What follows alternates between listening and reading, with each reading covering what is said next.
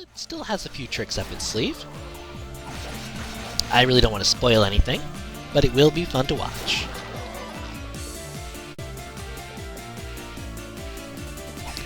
We have another outdoor section. Ow! They do a lot of damage, even after the small shield is obtained. As you can see though, I'm doing a lot more damage to them, where I was doing about 14 damage, now I'm doing about 26. Grinding can be very good in this game. Ooh, we have another kind of wool, because they're a different color. Pretty sure they have a different name, which we'll take a look at once we're done with this spot. Ow! Yeah, that can do multiple hits, it just doesn't have to. And here, we see one of the Metroidvania aspects of the game. Besides that thing we couldn't jump across before, notice anything about this wall over here? I can't wait to bomb some cracked walls. Adel doesn't get bombs, but I assure you, we'll be back here later for more than just that spot we couldn't jump across.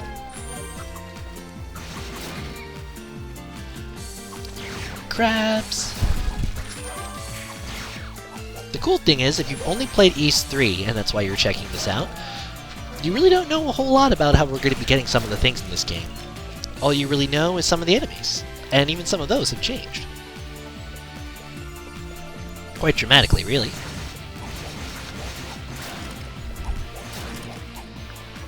Hooray! Lots and lots of death and murder. Now, down slashes are something I'm not using enough in this playthrough. I used them a lot more in my first. I don't know why I just fell out of using them for some reason. I think it's because I don't have part of why I liked to use them at the end of my first playthrough yet. Which is... yeah, don't do down strikes against things that have fire on their heads. Generally a bad idea. Downward thrusts, I believe. But we're very close to the end of the dungeon now.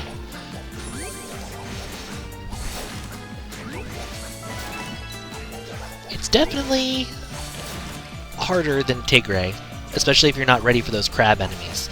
If you don't try everything against them, and don't try the down slash fast enough, you may never figure out that that's what you need to do against them before they've killed you.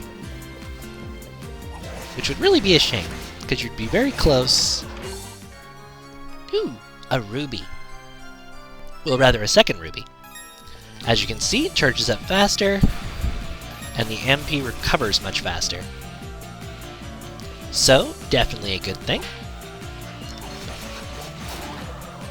And now we only have one more ruby to get. Fire magic is useful, but I don't tend to use it too terribly much just because the normal attack at this point in the game, well, especially since they're shoving a whole bunch of fire immunes at you. Yeah. Kinda not fair that they're saying here's a new toy, you don't want to use it, but you get plenty of use at it later. And here's a spot that we come back to later, and we'll be quite happy to see it. Trust me on that. Yeah. Yeah. That wasn't my best work, but you will get to see something that I don't think we've seen before, because right here will be the save point.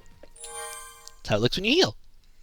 So we're just going to save here, Ruins Ritual Grounds. And what do we see? What are you doing here? I could just as easily ask you the same question, Father Pierre. This is not a fit place for someone like you. If you value your life, I suggest you leave at once. Chester, you should at least let Elena know where you are, and where you've been. She's been worried sick. She never gave up on the search for you either, after all this time. It has nothing to do with you. Keep sticking your nose where it doesn't belong. That's liable to get cut off. Huh. Well, well. It appears that the mouse has gathered enough courage to scurry out of its hole. Adel?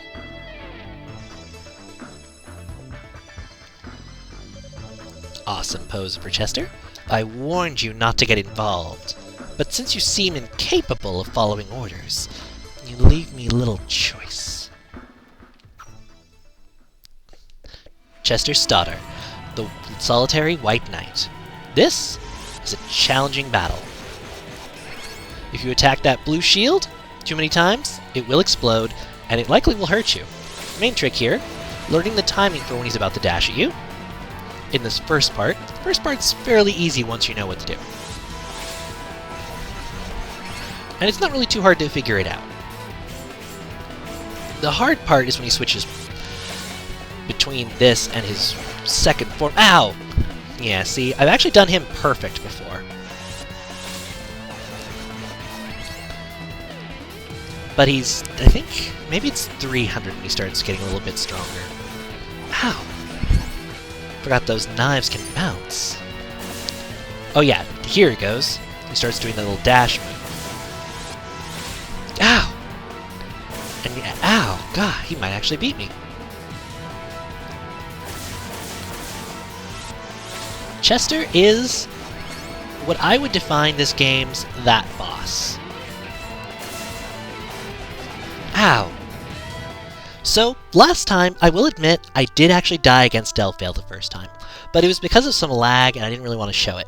But here, this is what happens when a boss kills you. Only when a boss kills you. You can resume, or you can go to the title screen. Let's resume and not make those...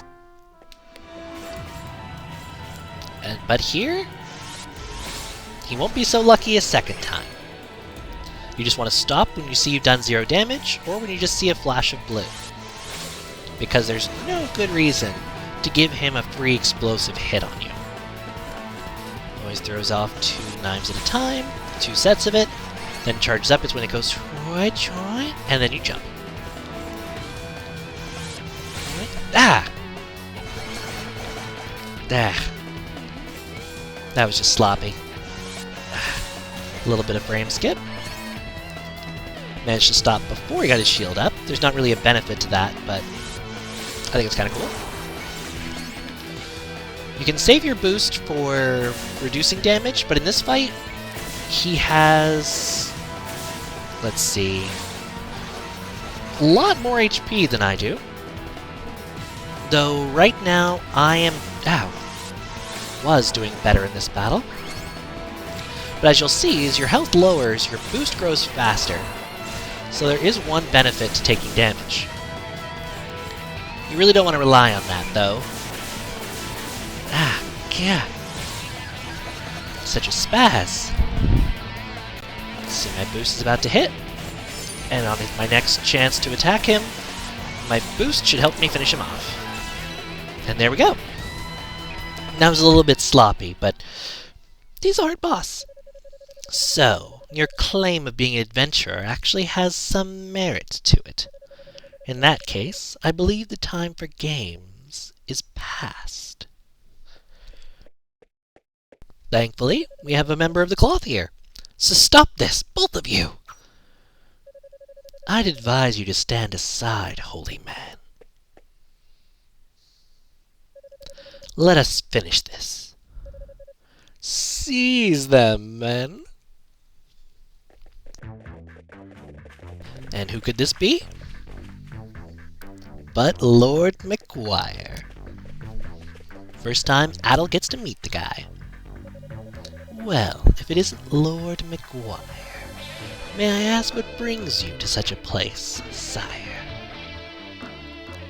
What? I merely thought I might come to worship at the source of the greatest power. And what do I find but my knight dealing with some intruders? So tell me, who are these people? The clergyman is the priest of Redmond, and the swordsman with the red hair is the latest adventurer to cross these lands. An adventurer, you say? Well, the priest is bad enough, but an adventurer simply won't do at all. I'd imagine he hopes to get his hands on my statues. We will dispose of him here. If that is your will, my lord, I know of a place nearby that is most suited to meting out just punishment to criminals. I believe you would find the results satisfying in the extreme. Will I now? Very well, take me there. As you wish.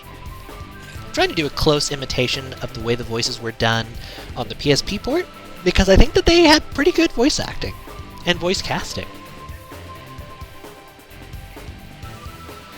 And here we go. This is madness. Yeah, that's a bad one. Haha, the cliffs over the lava pit, eh? This should make quick work of him. Alright, do it.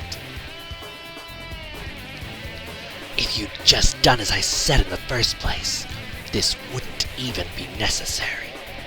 But now your fate is sealed. Sparta! Well, Felghana. And we fall smack dab into the volcano. Game over. Sorry to waste your time on this LP, folks. This game doesn't let you win. How could you? God will never forgive this atrocity you've committed. You certainly do like to prattle on, Father. Pick him up and take him to the dungeons. Chester, I'll leave the rest in your capable hands. As you wish, my lord. I shall find the statue without fail. So, where do we wind up? We must have landed smack dab on that travel monument, which healed us back to life. That's kind of a nice break. But after that boss battle, let's look over the bestiary. We have a gulg, which is a land crab with large scissor-like pincers. They can only be successfully attacked from behind or above. Their meat is said to be delicious, but few are brave enough to try to acquire it. And Diegled, a higher rank of Sigled. They're very agile and possess superior skills with a whip. In spite of this, they are weak at close quarters combat. It is unknown why they never bite, since they have extremely sharp fangs. And the Barl, a type of monster summoned from the underworld, when they spot their prey, they spring upon it using their 3 powerful legs. But since they're one-eyed and cannot see very well, it is possible to sneak up on them. And a Caesarian, a high-ranking evil sorcerer. They attack by firing 3 blasts of energy in a scattered pattern. They also look down on Seans and can teleport just as their lesser brethren do. And now we'll just skip through to Chester Stoddard, the solitary white knight. To be fair, this was a hack. They did have to hack everything in, and one little problem here and there. It was a beta, but I'll go into that later. The White Knight from the Ruins. His speed and skill with a blade surpasses even Addle's, and his movements are hard to follow. Looks like he was investigating something. And that's all we have for now. Oh, little arrow that won't leave me alone. So, this is a good time, I think, for a refreshing pause. So, we're just going to save this right here, and I will be right back with you.